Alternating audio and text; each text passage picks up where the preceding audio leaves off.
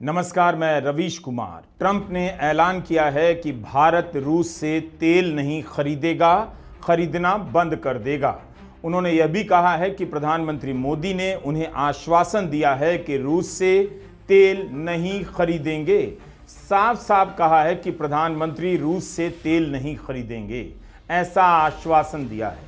कई हफ्तों से भारत रूस से तेल खरीदने को सही ठहराता रहा है, अपनी स्वायत्तता से जोड़ता रहा है, आत्मनिर्भरता और स्वदेशी के नारे लगाता रहा है, जताता रहा है कि वह किसी के दबाव में नहीं आता है, न आएगा। लेकिन ट्रंप की इस घोषणा के बाद ठीक उल्टा लग रहा है। दबाव डालकर अपना फायदा निकालने की ट्रंप की नीति क्या कामयाब हो गई? अगर भारत रूस से तेल नहीं खरीदेगा तो इसका ऐलान ट्रंप कैसे कर सकते हैं? विदेश मंत्रालय ने भी ट्रंप के दावे का खंडन नहीं किया है। इतना तो बता देते कि प्रधानमंत्री मोदी ने ट्रंप को ऐसी कोई गारंटी दी है या नहीं। ट्रंप क्यों ऐसी बातें कर रहे हैं? क्या इसे आप विदेश नीति की आत्मनिर्भरता और स्वायत्तता कह सकते हैं? बहुध्रुवीय विश्व पर आर्टिकल लिखने वालों से आप पूछिएगा कि उसका क्या हुआ। भारत क्या रूस को छोड़कर अमेरिका की तरफ जा रहा है? अब चीन और रूस के साथ का क्या होगा? हम इस वीडियो में इन्हीं सब पहलुओं पर बात करेंगे। My friend has been there now for a long time, and he's assured me there will be no oil purchased from Russia. I don't know, maybe that's a breaking story. Can I say that? Would you say? There will be no oil. He's not buying his oil from Russia. It started. You know, you can't do it immediately. It's a little bit of a process, but the process is going to be over with soon. अगर यह फैसला प्रधानमंत्री मोदी का है, उनकी सरकार का है, तो इसकी घोषणा सबसे पहले भारत सरकार या प्रधानमंत्री मोदी को करनी चाहिए थी। लेकिन ट्रंप इसका ऐलान करते हैं। निश्चित रूप से भारत और अमेरिका के बीच तनाव कम होने चाहिए, रिश्ते अच्छे होने चाहिए। लेकिन जिस तरह से ट्रंप ने ऐलान किया है, प्रधानमंत्री मोदी की तरफ से जो दावा किया है, वह किसी भी स्तर से अच्छा नहीं है। क्या इस बार भी प्रधानमंत्री नरेंद्र मोदी चुप रहेंगे या बोलेंगे भी कि ट्रंप सही कह रहे हैं या गलत? 10 मई को भारत और पाक के बीच सीज फायर होने वाली है। इसका ऐलान भी ट्रंप ने सबसे पहले किया।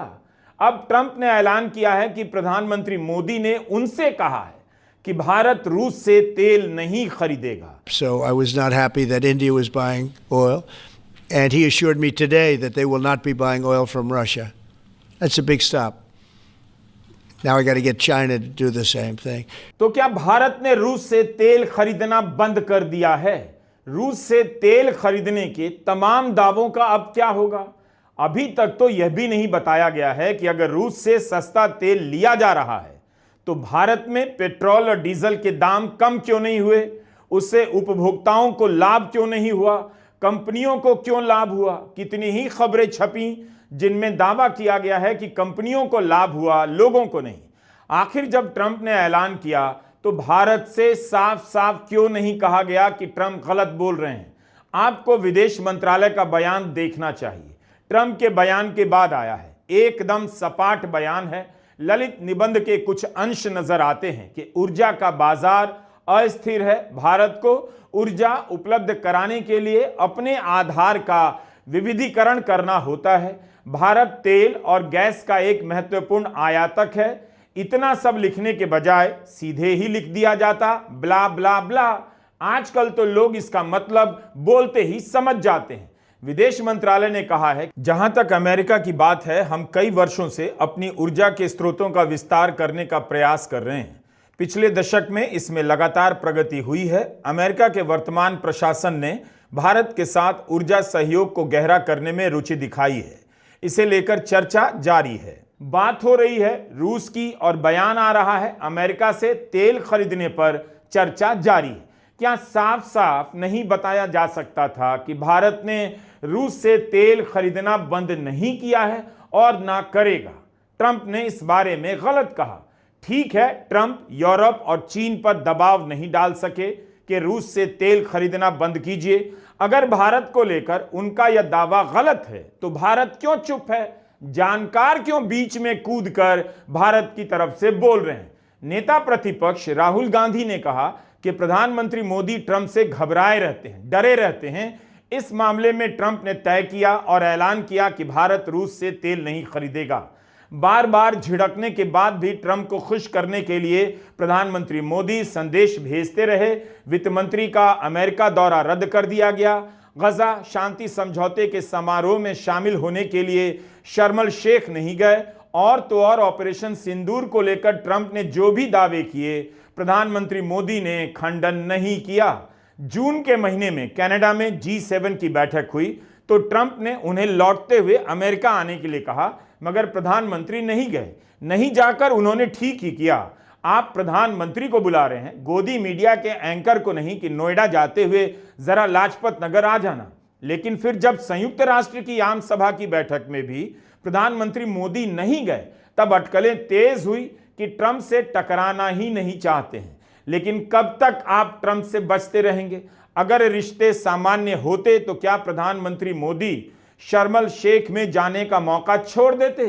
अपनी जगह या विदेश मंत्री की जगह विदेश राज्य मंत्री कीर्तिवर्धन सिंह को भेजते। इस समारोह में 25 देशों के अध्यक्ष शामिल हुए। अजीब सी दलील दी गई कि बहुत ही शॉर्ट नोटिस पर शर्म अल शेख आने का न्योता दिया गया। ऐसा तो नहीं था कि बाकी नेताओं को 2024 के भादों में ही न्योत दिया गया था। वो भी तो इसी कम समय में वहां गए। जिस गली में तेरा घर ना हो बालमा, उस गली से हमें तो गुजरना नहीं। इस गाने को उलट कर गा रहे हैं, जिस गली में बालमा का घर होगा उस गली में फटकना भी नहीं।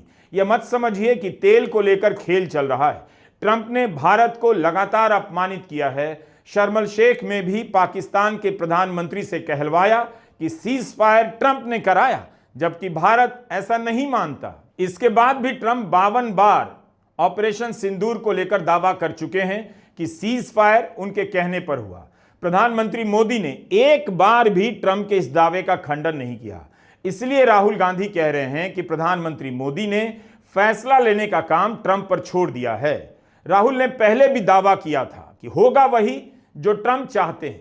जब राहुल ने संसद में चुनौती दी कि ट्रंप का नाम लेकर बोल दीजिए कि यह सब गलत है, तब भी प्रधानमंत्री मोदी ने ट्रंप का नाम नहीं लिया। 29 टाइम्स ही सेड, 29 बार उन्होंने बोला कि भैया मैंने सीज फायर करवाया। अच्छा, अगर वो झूठ बोल रहे हैं तो अपने भाषण में यहां प्रधानमंत्री कह दें कि वो झूठ बोल रहे हैं। यहां पे अगर दम है तो यहां पे प्रधानमंत्री बोल दे कि ट्रंप झूठ बोल रहे हैं। If he has the courage, if he has the courage, if he has the courage of Indira Gandhi, yes, let him say here, yes, let him say here, yes, that Donald Trump, you're a liar, yes, that you did not make a ceasefire, and that we did not lose any planes. Let him say it here, yes, if he has the courage. 50% भी है इंदिरा गांधी का तो यहां बोल दे। 50% होगा तो बोल देंगे, सॉरी। बिल्कुल ठीक बात है कि ट्रंप ने प्रधानमंत्री मोदी को महान कहा है, लेकिन यह भी कह दिया वे ट्रंप को प्यार करते हैं। इसका मतलब तो यही हुआ कि ट्रंप की बात को नहीं टाल सकते। आप सुनिए किस तरह से प्रधानमंत्री मोदी के बारे में कह रहे हैं कि मैं नहीं चाहता प्यार का कोई और मतलब निकाला जाए जिससे उनका राजनीतिक करियर बर्बाद हो जाए। यह ट्रंप की लाइन है। क्या भारत की यह हैसियत रह गई है?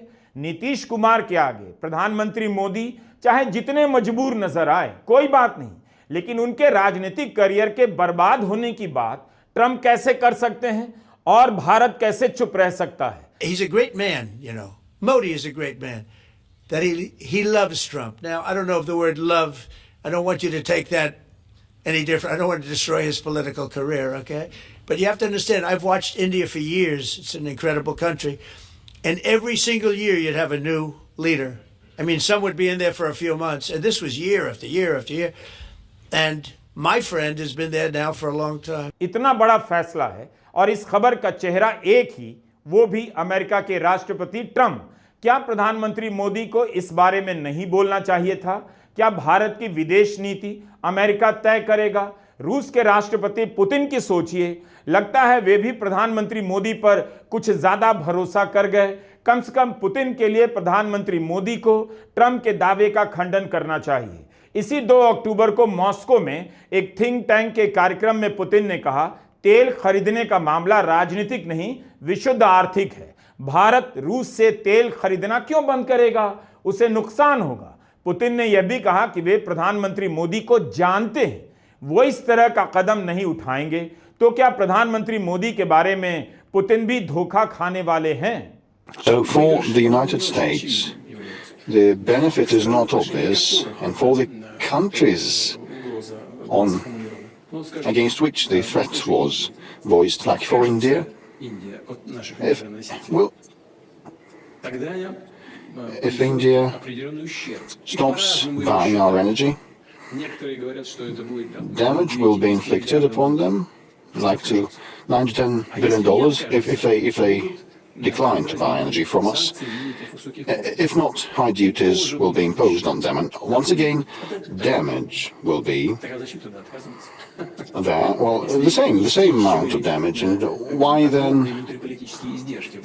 then decline to buy Russian energy to actually sustain political risks? And the Indian people will look at what decisions are made by the political leadership and never accept any humiliation before anyone. And also I know Prime Minister Modi, he will never take any steps of the kind.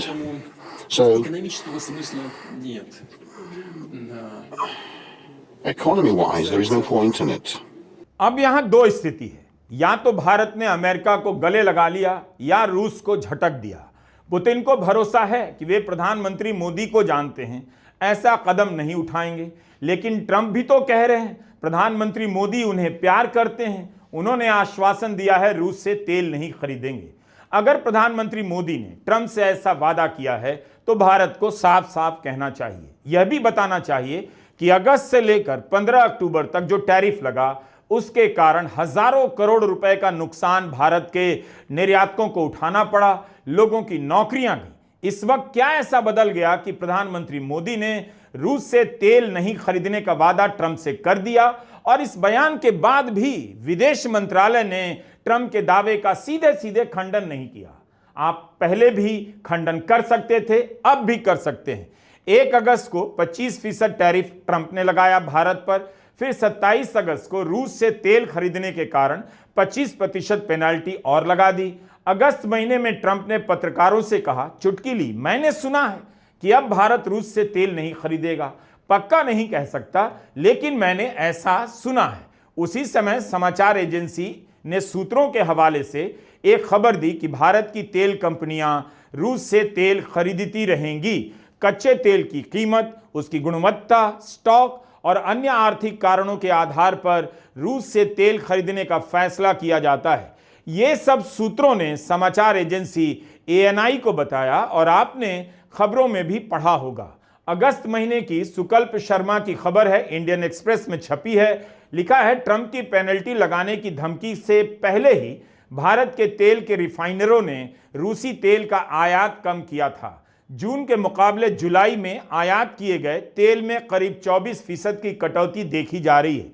अखबार ने लिखा है कि इस कटौती में public sector की कंपनियों ने अग्रणी भूमिका निभाई है।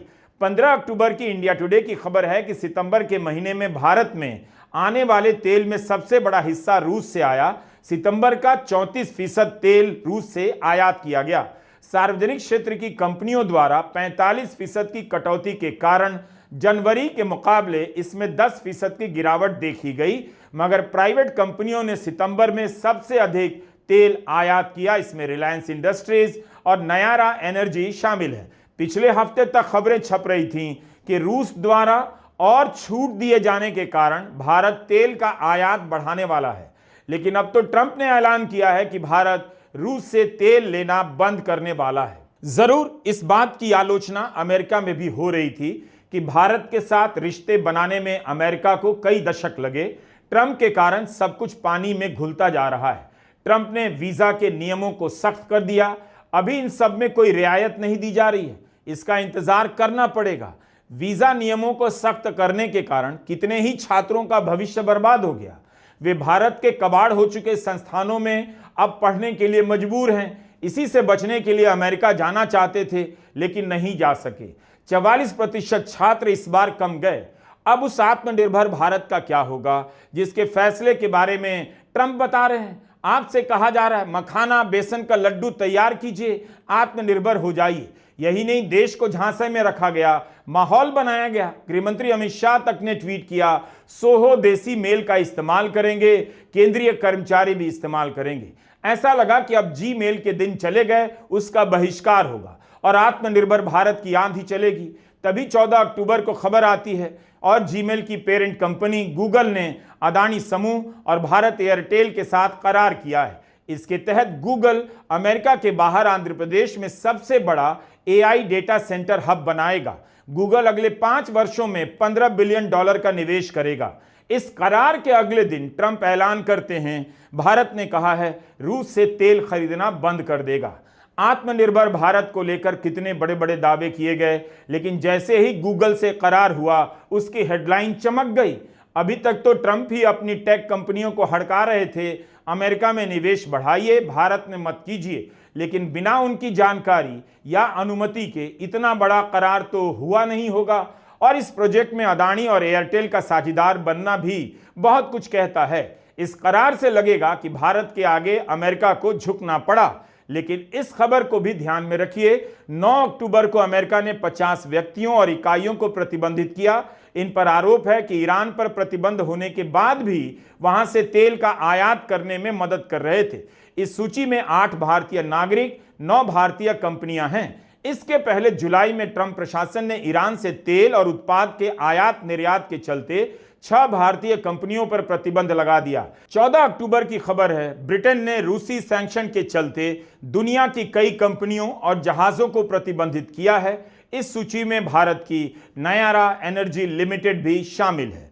यही नहीं, 14 अक्टूबर को खबर आई कि अमेरिका में भारत समर्थक एशले टेलिस को गिरफ्तार कर लिया गया। एशले भारत और अमेरिका की दोस्ती के समर्थक रहे हैं।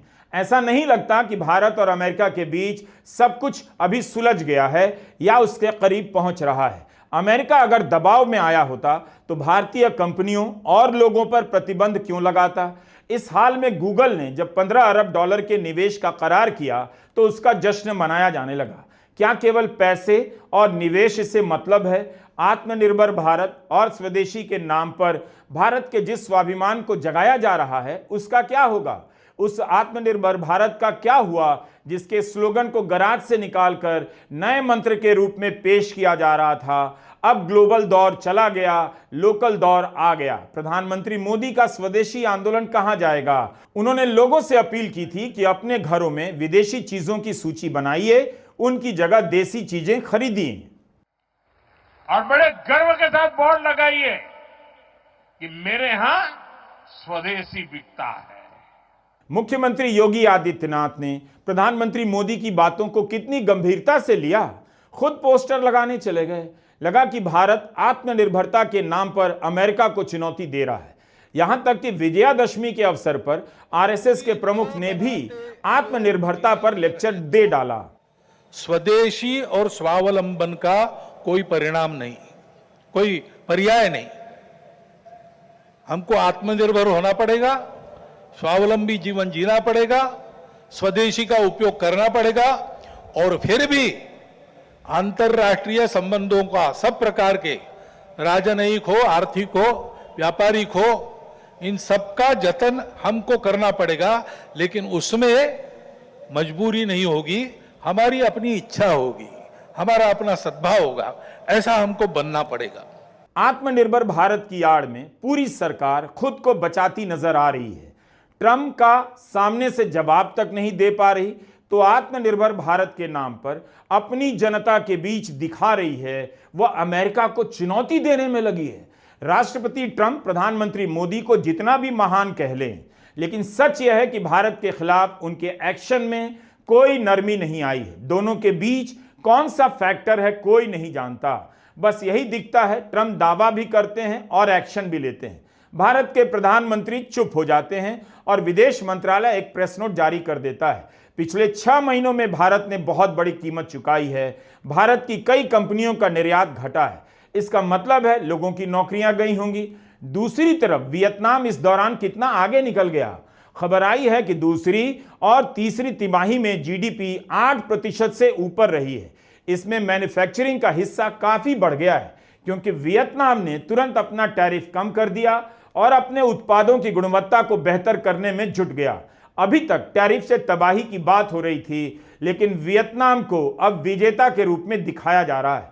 यही नहीं, बहुध्रुवीय विश्व को लेकर कितने सारे लेख लिखे गए कि अब अमेरिका के दिन लग गए, दुनिया में उसका रोल नहीं रहा, भारत को अलग अलग देशों से अपने संबंध बनाने हैं। उनसे सवाल है कि बहुध्रुवीय दुनिया अब भी है या भारत ने दो ध्रुवों में से किसी एक को चुनने का फैसला कर लिया है। ट्रंप के दबाव में रूस का साथ छोड़ दिया है या रूस का हाथ पकड़ा हुआ है। अमेरिका से भारत के संबंध ठीक होने चाहिए, लेकिन पिछले 3 महीने से जो नाटक किया जा रहा है उसका ऐसा अंत होगा कि ट्रंप ऐलान करेंगे, किसी ने नहीं सोचा था। नमस्कार, मैं रवीश कुमार।